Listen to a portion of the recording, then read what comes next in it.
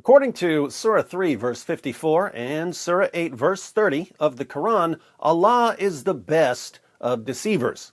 But no one wants to admit that they worship someone who brags about being the best of deceivers, so translators will make the verses say that Allah is the best of plotters, or the best of planners, or the best of schemers.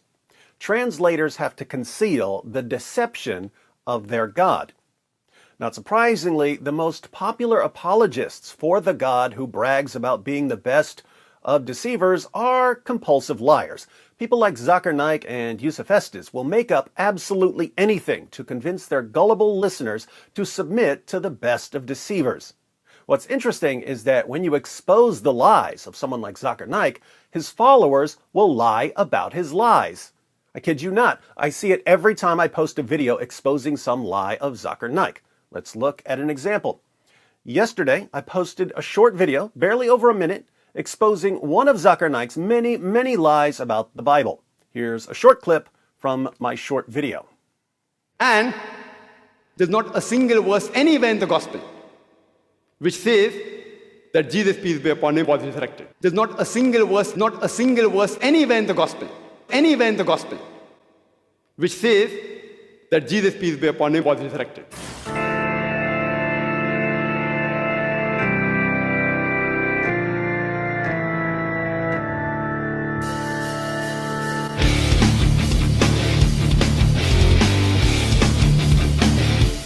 Teacher boy! So, Zakir Naik claimed that the Gospels never say that Jesus was resurrected, when the Gospels clearly say that Jesus was resurrected. The correct reaction to a video like this should be, wow, either Zakir Naik doesn't know what he's talking about, or he's lying. Either way, I need to be careful when I listen to him. But how do his fans actually react? Health Wisdom, one of our frequent Muslim commenters and a huge fan of Zakir Naik, replied, "Doctored footage. The actual statement is God." So, according to Health Wisdom, Zakir Naik didn't really say, there's not a single verse anywhere in the gospel which says that Jesus, peace be upon him, was resurrected.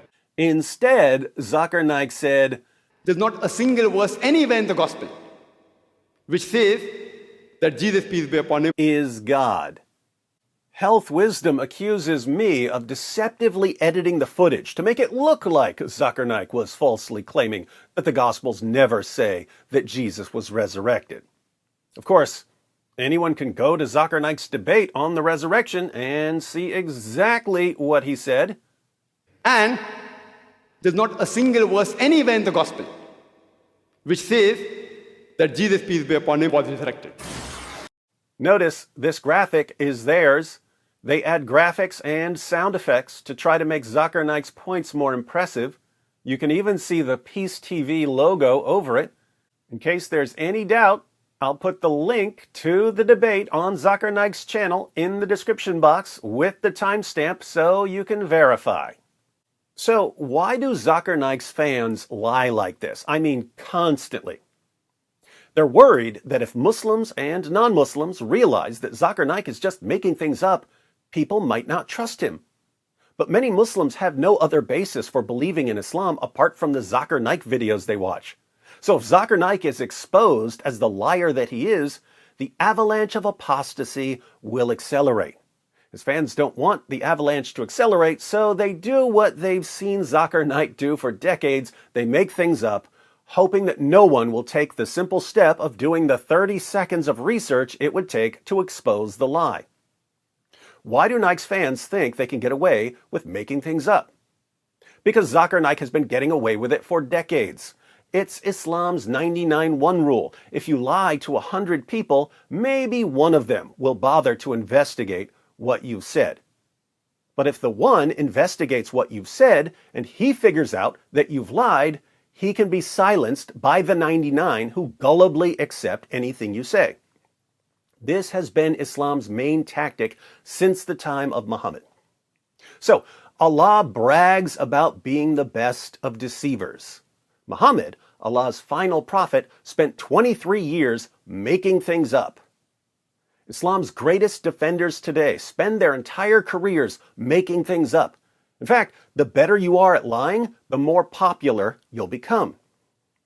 And when you expose one of their lies, their fans will lie to cover up their lies. Lie upon lie upon lie upon lie upon lie. All of this leads to an obvious question for all of you Zakir Naik fans out there.